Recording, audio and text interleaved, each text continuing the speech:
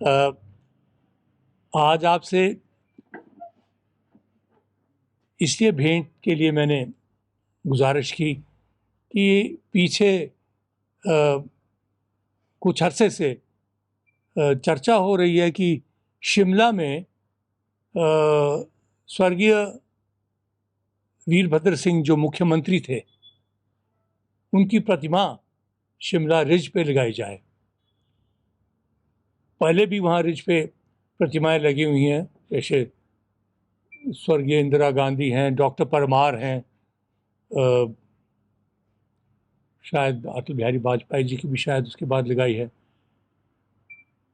जब ये चर्चा चली उस वक्त शिमला में मैंने बात की थी, लेकिन संक्षिप्त में ही शायद उस वक्त इस विषय पे चर्चा हुई।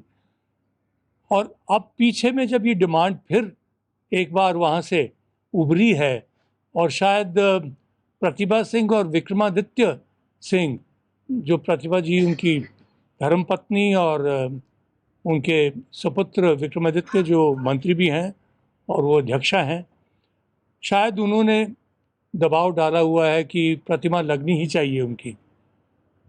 तो अभी 2-3 दिन पहले शायद बयान आया है कि इस वक्त वर्तमान सरकार जो मौजूदा कांग्रेस की सरकार है, तो उसने इस चीज़ को स्वीकार किया है और कहा कि हम उनकी प्रतिमा को लगाएंगे, या तो रिज पे लगेगी या किसी और जगह पे लगेगी, पर प्रतिमा ज़रूर लगेगी। इस चीज़ के ऊपर हमें इतराज़ है, क्योंकि जो व्यक्ति बेल पे था, जमानत पे छूटा हुआ था निधन होने से पहले भी, और जिसके ऊपर एक बड़ा गंभीर आरोप लगा था, मुकदमा चला था, और जो शायद हिमाचल के इतिहास में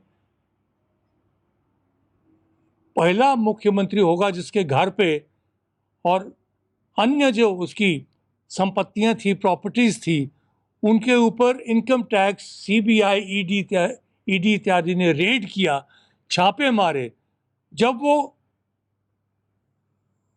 मुख्यमंत्री की कुर्सी के ऊपर बैठे हुए थे। ऐसा हमारे इतिहास में कभी पहले नहीं हुआ है कि किसी सिटिंग चीफ मिनिस्टर के ऊपर कभी कोई रेड हुई हो। तो इतनी बदनामी झेलने के बाद वो शायद बेशर्म होंगे कि कुर्सी के ऊपर टिके रहे, क्योंकि उनके ऊपर जो मुकदमे चले दिल्ली हाई कोर्ट के ऊपर, वो बड़े गंभीर मामले थे, और उनके ऊपर धोखाधड़ी, fraud, evasion of income tax 420, और ये जो आप करते हैं पैसे को आप बाहरले देशों में जो भेज देते हैं, ऐसे ऐसे गंभीर आरोप उनके ऊपर लगे, और वो मुकदमा जो था उनके ऊपर कन्विक्शन की उस सीमा पर पहुंच चुका था, और केवल वीरभद्र सिंह के ऊपर ही वो केस नहीं चला, प्रतिभा सिंह उनकी धर्मपत्नी, विक्रमादित्य सिंह उनका सुपुत्र, उनकी बेटी के ऊपर भी 4 जने थे जिनके ऊपर चला। इनकी जो चल और अचल संपत्ति थी उसको जब्त किया गया। इसका एक फार्म हाउस था, शायद वो दिल्ली में था, फार्म हाउस आउटस्कर्ट्स, उसको भी अटैच कर दिया गया, उसको भी जब्त कर लिया गया।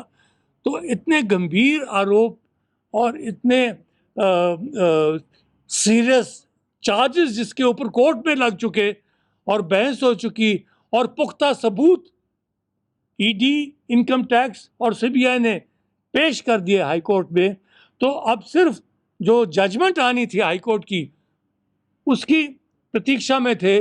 लेकिन जैसे भी कहिएगा, बीमारी उनकी चली और उनका निधन हो गया। But he passed away even when the bail was intact, even when those charges were intact.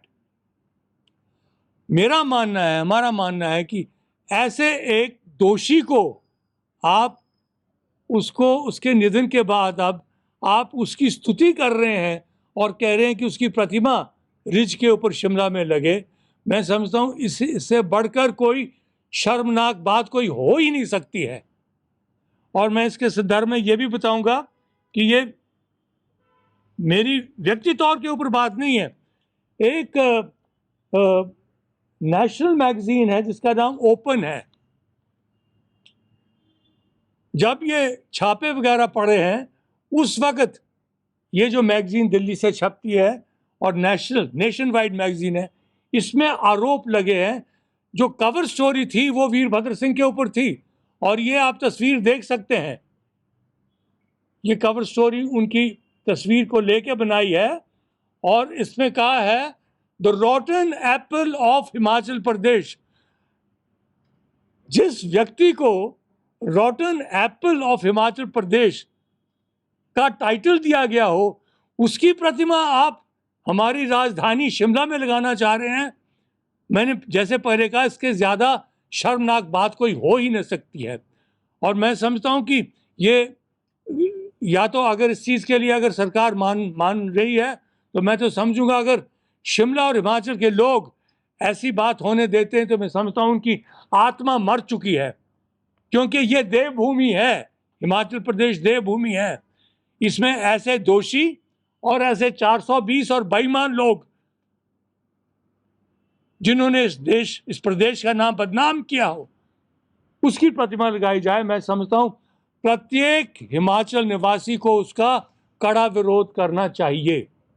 हमसे जुड़े रहने के लिए हमारे YouTube चैनल को सब्सक्राइब करें और नई वीडियो की नोटिफिकेशन के लिए बेल आइकॉन को दबाएं। अगर आप ये वीडियो Facebook पर देख रहे हैं तो लाइक जरूर करें और ज्यादा से ज्यादा शेयर करें। इसी तरह के और भी अपडेट्स के लिए फॉलो करें हमारा Instagram पेज himachal.केसरी।